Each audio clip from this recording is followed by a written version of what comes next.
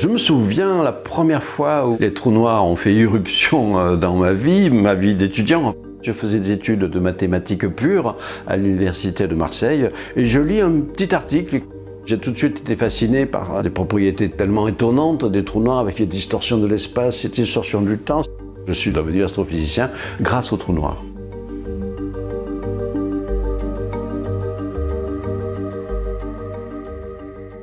C'était une époque aussi où j'avais commencé à faire mes gravures, mes dessins, mes lithographies avec des perspectives bizarres, des déformations visuelles.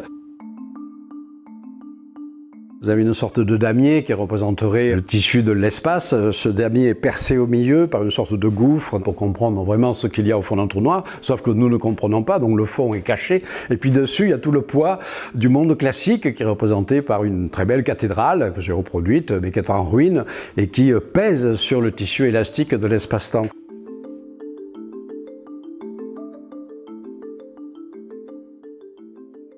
Brandon Carter, c'était un des grands théoriciens des trous noirs qui venait de l'université de Cambridge, un collaborateur et ami de Stephen Hawking, Roger Penrose, enfin vraiment les grands noms de la physique des trous noirs. Et donc Brandon Carter m'a pris comme étudiant. Et là, il a eu cette idée extraordinaire. Il m'a dit « Dessinez-moi un trou noir ». Mais alors dessinez-moi un trou noir de façon, cette fois-ci, scientifique. C'est-à-dire, donc, on met en œuvre les équations de la relativité générale pour calculer la propagation des rayons lumineux dans un espace-temps courbé par la masse du trou noir et entouré évidemment de quelque chose, c'est-à-dire ce qu'on appelle un disque d'accrétion, un disque de gaz chaud. J'étais essentiellement entouré d'astronomes et je voyais bien que la plupart considéraient les trous noirs comme une petite fantaisie de théoriciens, puisqu'à l'époque, il n'y avait pas vraiment d'observation convaincante sur l'existence réelle de ces objets aussi bizarres, puisque par définition, ils n'émettent pas de lumière. J'ai couché quelques équations sur le papier, j'ai écrit mon programme, j'ai fait tourner le seul ordinateur qu'il y avait à l'époque, les gros IBM qui occupaient une salle entière à l'Observatoire de Paris, des cartes perforées à l'époque pour écrire les programmes, même pas de logiciel de visualisation, donc on avait des tableaux de chiffres. Et comme évidemment le but de l'article c'était d'avoir une image virtuelle, je l'ai finalisé à la main. J'ai pris une grande feuille de papier transparent qui me servait de plaque photographique virtuelle et j'ai tracé à la main, à l'encre de Chine, une dizaine de milliers de points noirs.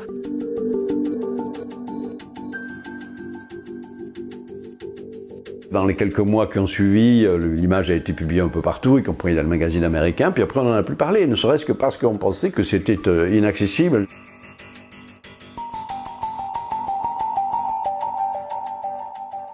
En 1979, on ne se doutait pas qu'il y avait le fameux trou noir galactique qui a fait couler beaucoup d'encre, c'est le trou noir au centre de notre galaxie. En revanche, on avait observé une énorme galaxie géante elliptique qui s'appelle Messier 87, qui est assez loin, à 65 millions d'années-lumière, et il y avait déjà des indications indirectes qu'il puisse y avoir un trou noir géant de 5 milliards de fois la masse du Soleil. À la fin de mon article, je prédisais que si un jour on pouvait capter une image, ce serait Messier 87. Je ne me doutais pas que ça se passerait 40 ans plus tard avec cette extraordinaire collaboration internationale qu'on appelle l'Event Horizon Telescope, qui effectivement met ensemble un réseau de radiotélescopes répartis sur la planète entière, de l'Antarctique aux îles Hawaï, en passant par le Chili, les États-Unis, l'Europe.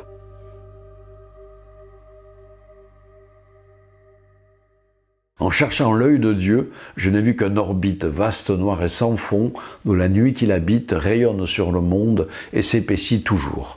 Un arc-en-ciel étrange entoure ce puits sombre, seuil de l'ancien chaos dont le néant est l'ombre, spirale engloutissant les mondes et les jours. C'est stupéfiant. Pendant très longtemps, j'ai fait une véritable dichotomie entre ma réflexion sur l'univers en termes scientifiques, si l'on veut, astrophysique, et puis ma réflexion poétique.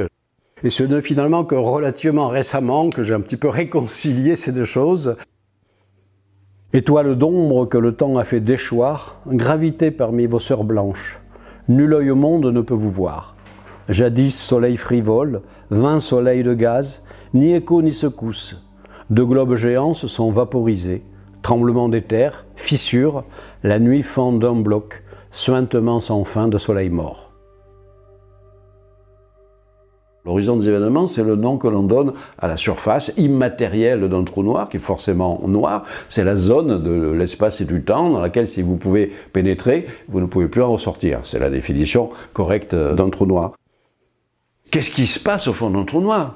On ne peut y envoyer que nos équations, parce que si on envoyait un vaisseau spatial, il ne reviendrait pas pour nous raconter ce qui s'est passé, bien entendu. Donc on cherche d'autres voies pour essayer d'explorer ce qu'il peut y avoir au fond des trous noirs, y compris le fait que peut-être il n'y aurait pas de fond du tout.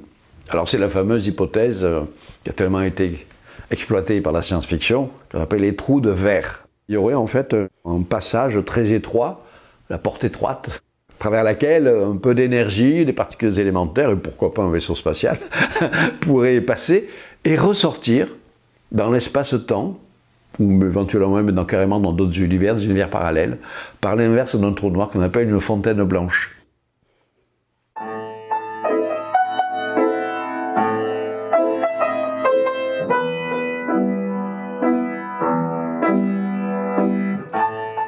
À toute fin des années 1980, début 90, un compositeur de musique contemporaine qui avait en fait créé une école très importante qu'on appelle la musique spectrale, elle s'appelle Gérard Griset, m'avait écrit sans savoir que j'étais mélomane et que je connaissais déjà son nom, j'avais même des disques dont j'étais absolument ravi de pouvoir collaborer. Et nous avons fait ensemble donc un spectacle qui s'appelle Le Noir de l'Étoile.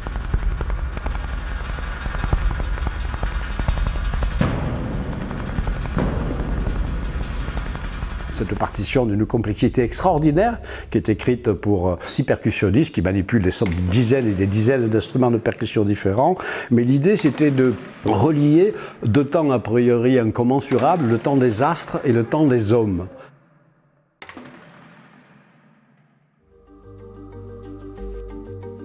Ces différentes façons de penser l'univers s'enrichissent mutuellement. Et peut-être que je n'aurais pas développé toutes ces recherches parfois étranges que j'ai faites sans avoir eu cette pratique et cette passion pour les différentes formes d'expression artistique.